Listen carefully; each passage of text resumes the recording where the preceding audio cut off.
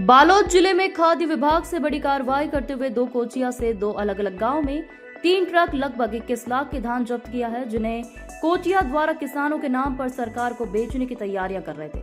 लाखों की बृहद मात्रा में पकड़े गए धान की तस्करी में तस्करों के साथ राइस मिलर्स और धान खरीदी केंद्र प्रबंधक के संलिप्त होने की अंदेशा है, जिनका विभाग पता लगाने में जुट गया है।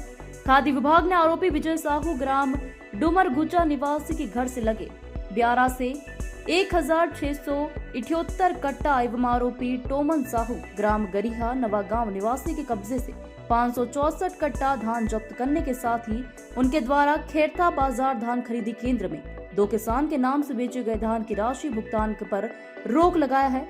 कोचिया द्वारा जो इनकी जमीन पर धान डंप कराया गया था, उसके अनुसार शनिवार एवं रविवार की मध्य रात्रि बड़ी ट्रक में धान भरकर लाया गया था, जिन्हें सोमवार को बोरे से खाली कर ट्रैक्टर ट्रॉली में भर सरकार को खरीदी केंद्र में बेचने की तैयारी कर रहे थे।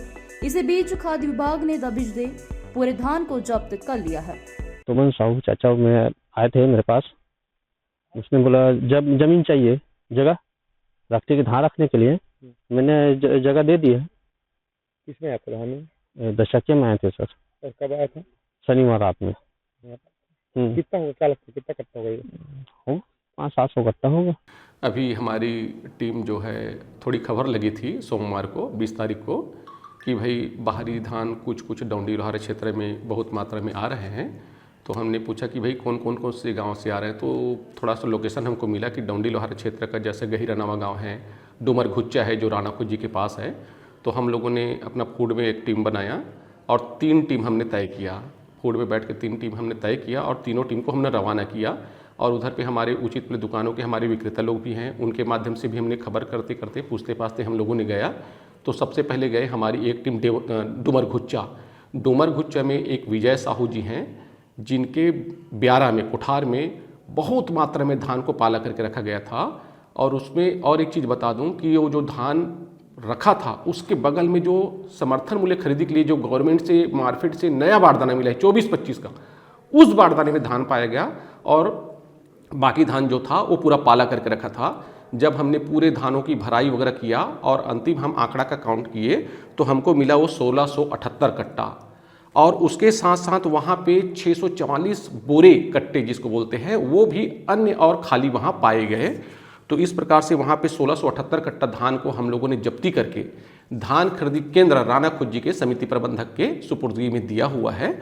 और दूसरा टीम हमारा जो नवा गांव खेरथा के आसपास घूम रहा था, वो गहिरा नवा गांव में टोमन साहू उनके द्वारा रवि कुमार तारम करके एक है, उनकी बाड़ी में रखा हुआ था। वो धान की मात्रा थी 564 कट्टा। तो इस प्रकार से उस धान को भी जब्ती की हम लोगों ने। और वहाँ भी 126 बोरा धान का खाली बोरा भी और पाया गया।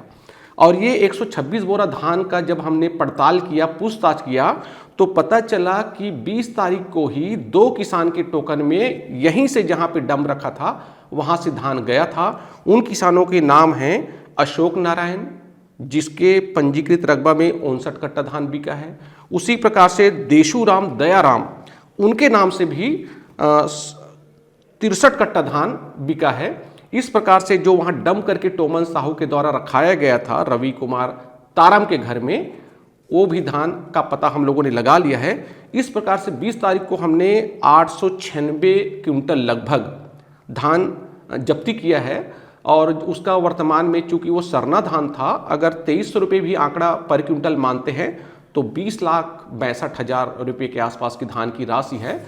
अभी हम लोग वो धान कहाँ से आया है बस उसकी तस्दीक में लगे हैं। उन विजय साहू और टोमन साहू का कहना है कि हम लोगों ने किसी दलाल के माध्यम से लिया है, लेकिन वो दलाल का नाम अभी बता नहीं रहे। हम इस प्रकरण को जल्दी से कंप्लीट करके माननीय कलेक्टर न्यायालय के कोर्ट में प्रस्तुत करेंगे। वहाँ से जब स्टेटमेंट वगैरह दिया जाएगा तब कड़ाई से पूछताछ करने पे उनके द्वारा बताया जाएगा और उसके बाद माननीय कलेक्टर न्यायालय से जो भी कड़ी कार्रवाई होना है वो वहीं से होना है।